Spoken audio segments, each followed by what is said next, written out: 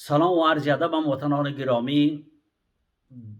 در ویدیو و برنامه فعلی خود میخوام سر یک موضوع بسیار مهم و حاد که برای هموطنان افغانستان با بسیار ضرور و مهم است و عواقب مثبت یا منفی برشان داره، هم برای افغانایی که مهاجر هستند هم برای افغانایی که در داخل هستند. موضوع انتخابات ترکیه است. در اینجا دوستا بسیار در محافل جر و بحث پرسان از این میکنن که کدام حزب در انتخابات ترکیه پیروز خواهد شد، رئیس جمهور فعلی آقای رجب طیب اردوغان یا ائتلاف احزاب مخالفی از او بر رهبری قلیچدار اغلو. اینجا من با استفاده از یک مقاله ای که یک نویسنده انگلیسی به نام دیوید هرز در یک سایت انگلیسی به نام میدل ایست ای یا میدل ایست آی، این چشمی خاوری میانه، یک مقاله نوشته کرده. با استفاده از مقاله از او بخشای از او را میخوانم و با نظری خودم اینجا میگم که در 14 ماه آینده، یعنی ماه می که انتخابات ترکیه است، بسیار برای دنیا مهم است و قسم گفتم برای افغان ها مهم است. در اینجا آقای دیوید هرست مقاله خود این قسم عنوان کرده که آیا آنقره از استقلالیت خود دست برمیدارد یا از استقلالیت خود دست میکشد. عنوان مقالهش است که در اینجا عوامل و دلایل پیروزی یکی از دو جانبه و در صورتی که خدای نخواسته اگر مثلا آقای اردوغان بعد از 20 سال بودن در قدرت از قدرت کنار بروه، چه عواقبی وخیمی برای ترکیه و جهان داره، ایره با بررسی گرفته. او مقاله خود آغاز میکنه از کودتای ماه جولای 2016 که در ترکیه صورت گرفت و او این قسم توضیح میده که وقتی که برای چند ساعت آقای اردوغان سرنوشتش معلوم نبود، دشمنان منطقه از او، سایت های عربی و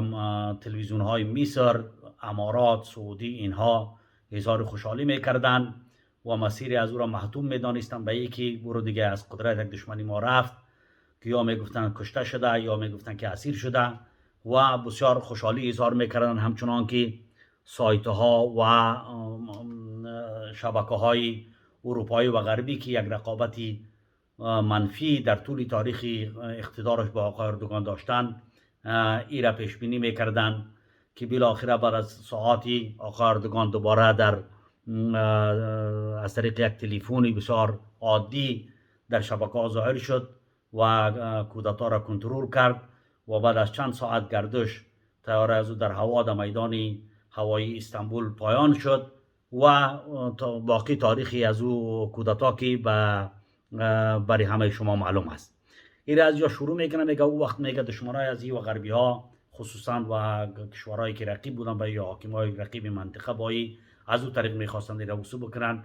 ولی میگه در ماه می که انتخابات صورت میگیره، میگه این موضوع فرق میکنه. امروز اگر بالفرض یزی به فرض یزی که یعنی احتمالش ضعیف است، اگر آقای اردوغان به از قدرت بروه کنار بروه به اثر یک کودتای اقتصادی و یا یک مشکل اقتصادی و وضعیت اجتماعی است که در ترکیه روی داده، که در این نقشی بیرونی ها را بسیار برجسته میدانه و دیگه اوضاع اقتصادی که در همه دنیا تغییر کرده و سری مردم ترکیه تاثیر کرده، ایره با بررسی گرفته و میگه فعلا ترکیه بعد از 2016 بسیار تغییر کرده و تغییرش هم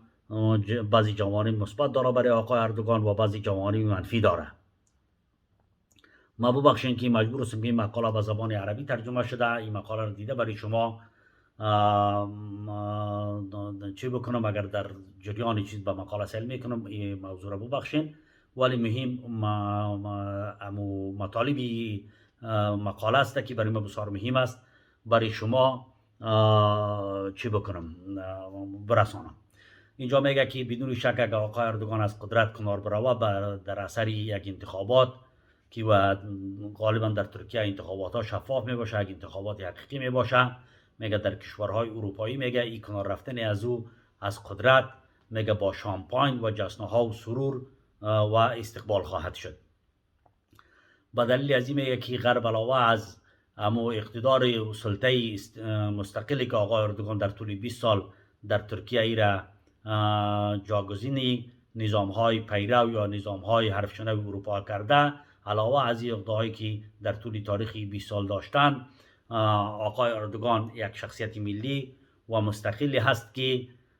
توانسته که در بسیار عرصه ها جدا از مسئله اروپا تصمیم بگیره. از جمله آخرین تصمیم از آن است که این مانی پیوستن سویدن به ناتو شد و اجازه داد که فنلند به ناتو یا به پکت نظامی ناتو اتلانتیک شمالی ای بپیونده. میگه رئیس جمهور سابق امریکا میگه آقای اردوغان به عنوان یک شطرنج باز ماهر میگه چی کرده بود، وصف کرده بود و همچنان رئیس جمهور فعلی امریکا آقای بایدن میگه گفته بود که جای خوشحالی است و یک رای پیدا شود که این از صحنه باید ایره کنار بزنیم در وقتی همون کمپانی انتخاباتش. و اینجا قول رم از معاون پارلمان آلمان آورده از ولفانگ کوبیکی که گفته بود که اردوغان یک موشی سوراخی است که گرفتار کردن از او بسیار مشکل است. یعنی معنای گپش این است که اروپایی‌ها مخالف از این و سخت مبارزه میکنن برای از اینکه ای از قدرت کنار بروه. و از جمله آخرین موردی که آقای اردوغان یک برخورد یا اتکاک با اروپایی‌ها داشته که همون کشته شدن یک جنرال کردی سوریه است که به نام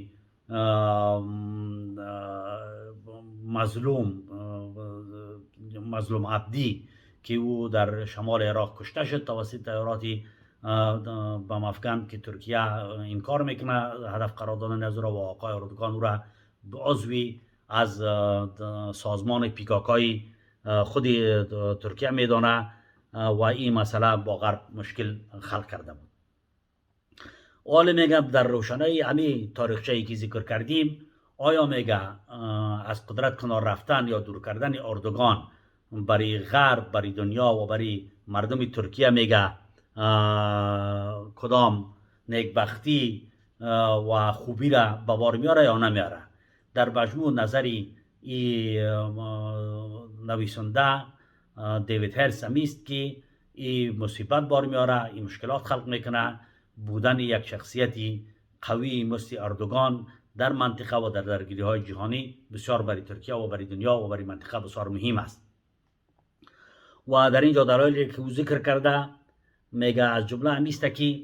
آقای قلیچدار اغلو که مخالفی آقای اردوغان است و کاندید ریاست جمهوری است، میگه وعده هایی که برای مردم ترکیه داده وعده های منفعلانه و وعده هایی است که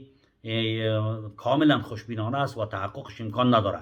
از جمله مثلا وعده هایی که او داده برای مردم ترکیه میگه وقتی که ما به قدرت برسم در ظرف 3 ماه ما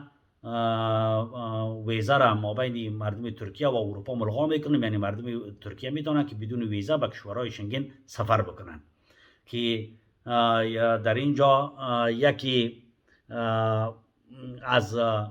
نویسندگان و محللین خود اروپایی را این نویسنده از او پرسان میکنه که از این هدف محقق میشه و میبخشید. یکی از اعضای حزبی یا ائتلاف خودی آقای قلیچدار اغلو را پرسان میکنه که این هدف تحقق شدنش ممکن است، میگه که بیشتر به خیال و به یک هواس میمانه این وعده هایی را که ای داده. مسئله دومی را که ذکر میکنه میگه وعده ای که آقای قلیچدار اغلو داده برگرداندن 3.7 میلیون مهاجر سوری است که در خاک ترکیه اینا زندگی میکنن و بیشتر در مرزهای ترکیه اینها کمپ‌ها دارن و تحت حمایت دولت آقای اردوغان هستند. میگه به حتی برگرداندن از اینها وعده برای برگرداندن از در کوتاه مدت یک خیال است و امکان نداره که قدر مردم درست جابجا بکنه و مدیریت بکنه و به خاک سوریه برگردانه. یعنی دو وعده ای که کرده امکان تحققش در کوتاه مدت اینا مردم ترکیه میفهمن که این امکان پذیر نیست، هم از نگاه لوجستیکی و تکنیکی و هم از نگاه واقعیت عینی که در اینجا هست.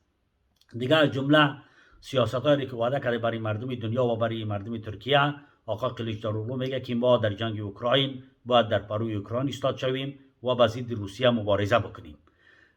که در این جارم باز یکی از معاونین خودی از او و یکی از خبرگان ترکیه، یک محقق محلل است، او میگه که این امکان پذیر نیست. موقفی را که آقای اردوغان در مسئله جنگ اوکراین گرفته هم به نفع دنیا، هم به نفع دو طرف و هم به نفع ترکیه، این بهترین موقفی است که باید گرفته میشد و از جمله این وعده را میگه تحققش یا به اجرا گذاشتنش برای آقای کلیچداروغلو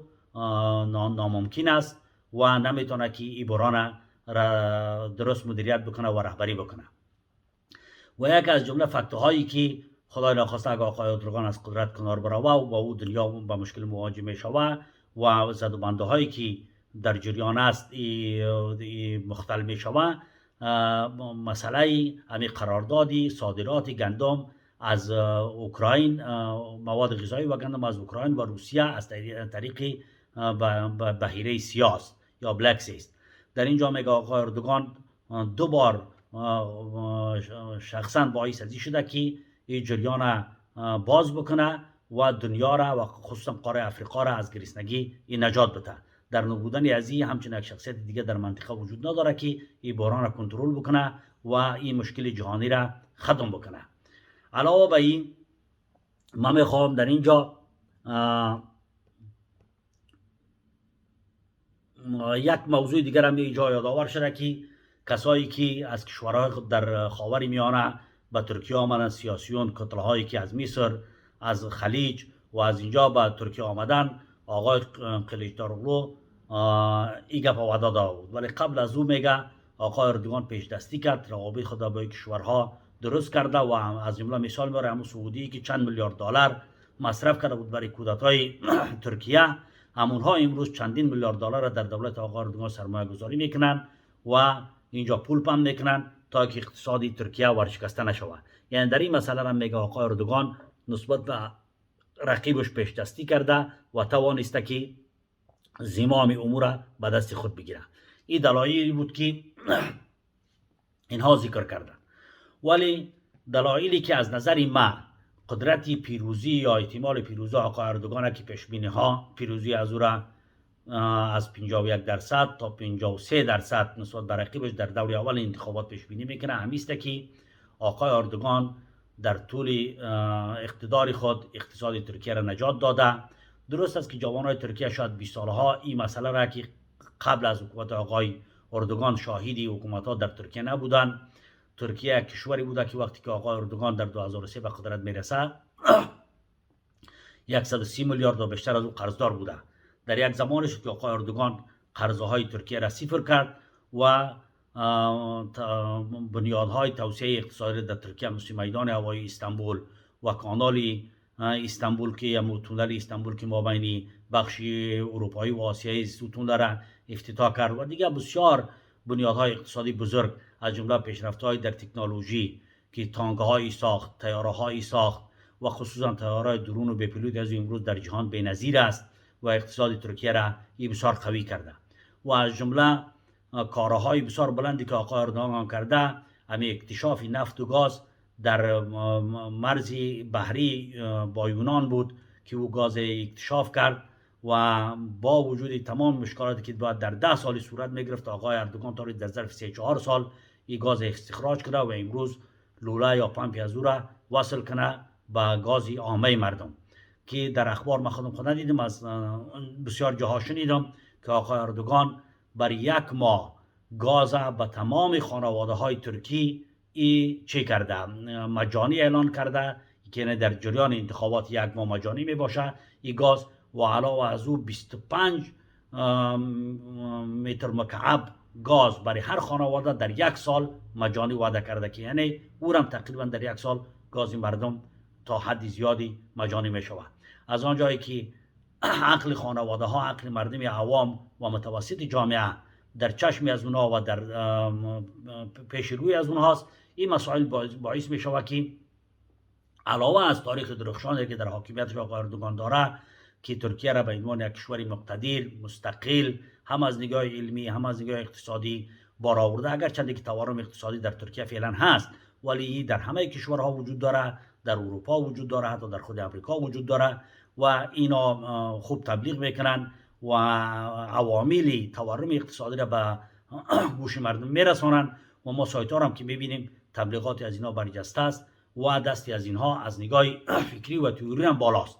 به این اساس پیش بینی ها همیست که آقای اردوغان در حدی در دور اول انتخابات 51 یا 52% یا حتی تا 53% انتخابات در دور اول خواهد برد. با وجود رقابت و درگیری هایی که نهادها و دولت های دنیا یا دولت های هژمونی که سابقه هژمونی در ترکیه دارن اونا با این تقابل میکنن و تبلیغ میکنن برالش، ولی یک محبوبیت خاص داره. علاوه از این از نگاه تاریخی و از نگاه سایکولوژی لیدرشیپی مردم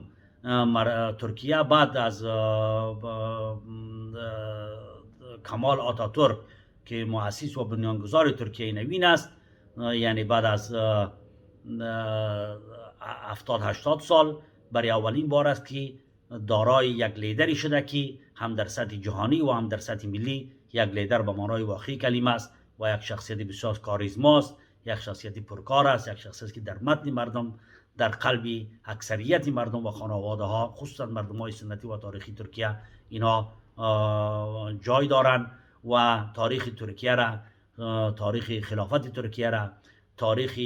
بسیار درخشان ترکیه را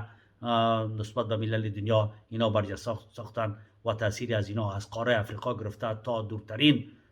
شرق اروپا و خودشان هم که در نزدیک جنوب اروپا هستند این تأثیر خود داشتن، ملت ها را بیدار کردن و اینا یک نقش اساسی دارن. به این خاطر احتمالی بردن عزیز زیاد است، علاوه بر دلایلی که این نویسنده اینجا ذکر کرده در این مقاله که در صورتی که انتخابات نبره یک مصیبت یا یک بحران رهبری نه تنها که برای ترکیه، برای منطقه و برای حتی جهان و حتی رقیبای خود آقای اردوغان است. دیگه همین بخشی بود که من جسته و گریخته از این مقاله برداشت کردم و در خدمت شما تقدیم کردم. خدا کنه که حق موضوع را ادا کرده باشم و سلام.